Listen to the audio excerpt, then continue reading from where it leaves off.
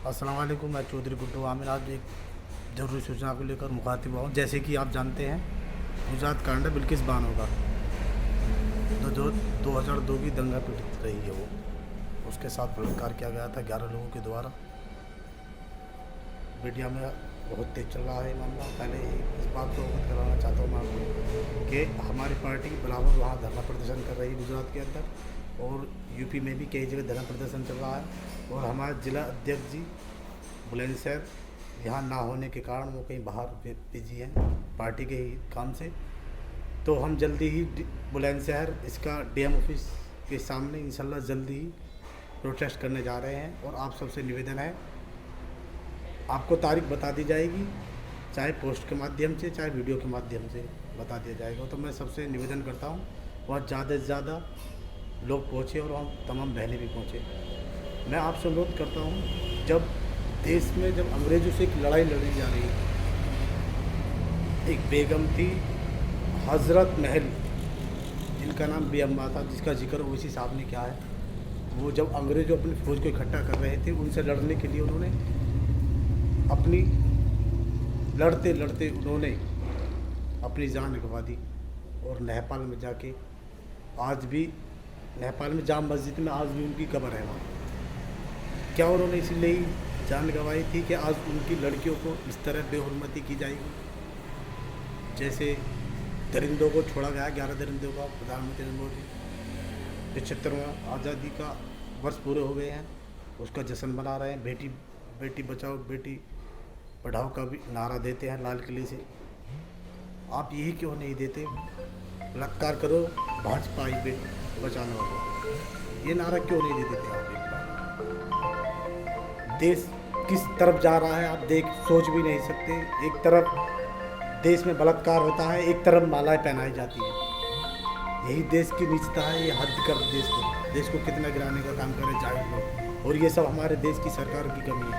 आपने देखा होगा, जो गुंडा कुछ शाहीन बाग में जब गुंडे ने गोली चलाई थी, उसका फुल मैला पहना कर उसका स्वागत किया गया, आज उसको नेता बना डोल रहा है। आपने देखा होगा, जब सियाने में एक दंगा हुआ था, सियाने के पास जब यहाँ इज्तिमा हुआ था, तबलीगी इज्तिमा, तो वहाँ पर भी आपने देखा था दंगे की साजिश रची गई। इंस्पेक्टर सुबोध सिंह जी ने अपनी जान की बाजी देकर दंगे को ख़त्म कर दिया, वरना बहुत बड़ा दंगा होने जा रहा था। तो उनके साथ किसी ने मदद नहीं की। आज तक भी दरिंदे खुले ढूंढ रहे हैं, आज तक भी। मैं आपको बताना चाहता हूँ,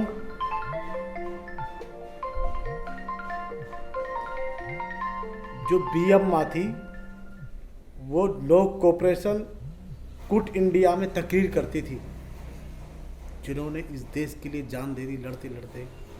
जब अंग्रेज़ों का टाइम चल रहा था, अंग्रेज़ों का शासन चल रहा था, बेटा बीमार था, शोहर जेल में था, तो उनको कहीं शक ये था कि उनका जो पति है जेल की सलाखों के पीछे है। कहीं वो बेटे की बीमारी का होने के कारण कि अंग्रेज़ों से समझौता ना कर ले, तो उन्होंने कहा था खबरदार अगर आपने ऐसा किया तो। जब 11 दरिंदे बारी बारी से उसका रेप कर रहे थे, उनमें से वो शख्स भी है जिसके दुकान से चूड़ियाँ पहनी थी। वो लोग थे जिनको बिल्किस बानो चाचा ताऊ कहती थी, उन दरिंदों ने ही उसका रेप किया था। उसकी एक 3 साल की बेटी थी, उसके सिर पकड़ के पत्थर मारा, जिसकी हत्या हुई थी। और 5 महीने की वो उस टाइम प्रेग्नेंट थी, बिल्किस बानो को उसके शोहर ने बहुत हिम्मत दी और उन्होंने केस किया। हद तो तब हो गई जब केस गुजरात में नहीं चला।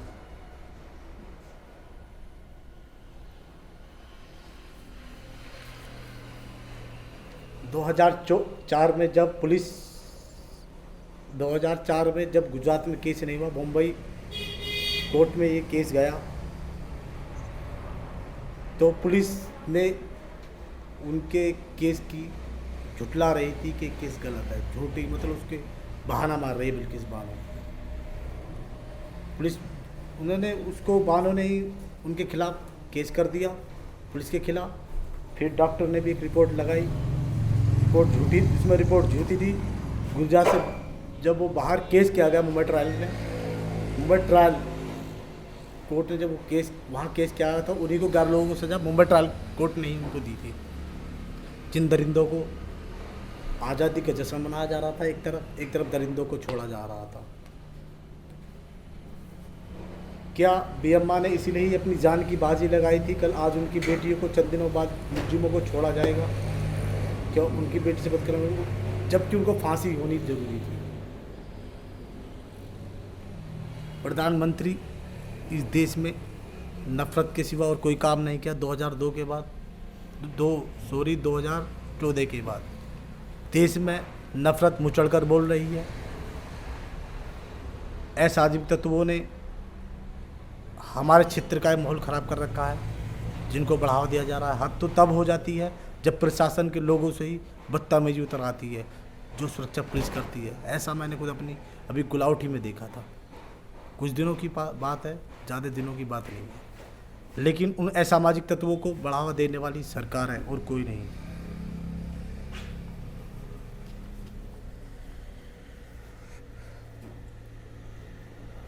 मैं आपको एक बात से अवगत करा देना चाहता हूँ।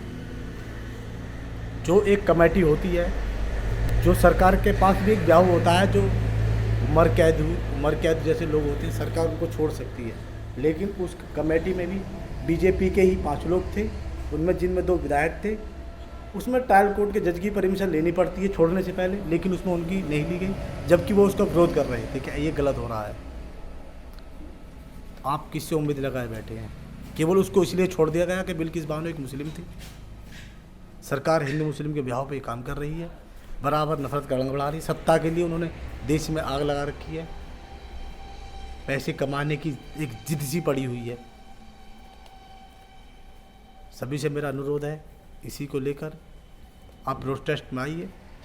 डिस्ट्रिक्ट बुलंदशहर पे प्रोटेस्ट जल्दी ही होने जा रहा है और आप सबसे निवेदन है कि ज़्यादा से ज़्यादा संख्या में पहुँचें। अब वो दिन नहीं है जब हम पहले सुनते थे, वो बोलते थे, हम सुनते थे, हमारे खिलाफ कोई आवाज़ भी उठाने वाला नहीं था, सड़क से लेकर संसद तक। लेकिन आज हमारे रहनुमा बैरिस्टर असदुद्दीन ओवैसी साहब आज ऐसे लीडर हैं जो किसी भी आवाज़ को इंटरनेशनल लेवल बनाने की हिम्मत रखते हैं। जिस चैनल पर वो आ जाते हैं उस चैनल की टीआरपी बढ़ जाती है। मैं तो यही चाहता हूँ अल्लाह से कि एक पोस्टरों पर नारा चलता है कि साल के दिन हो 1000 और तुम जियो साल 50,000, ऐसे ही कुछ नारा है, वो शायद मैं भूल रहा हूँ। मैं तो कहता हूँ मेरे सदर को मेरी उम्र लग जाए, सदर वो अनमोल हीरा है जो हमें कभी नहीं मिल सकता। इस बात को ध्यान रखना। अगर वो जीते जी इस पार्टी को न चला पाए और आप लोगों ने उनका साथ नहीं दिया, तो कभी इस देश में ऐसा कोई लीडर पैदा नहीं हो सकता जो कोई एक पार्टी ऐसी खड़ी कर सके जिसका नाम सेकुलर हो। सेकुलर का चोला लिए सब डोल रहे हैं, लेकिन ओवैसी साहब जैसा लीडर हिंदुस्तान के अंदर कोई नहीं है।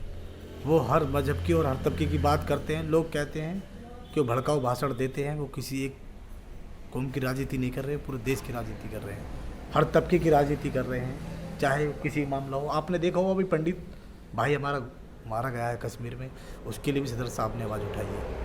और लोग कहते हैं कि मुस्लिमों की पार्टी, ऐसा कुछ नहीं है।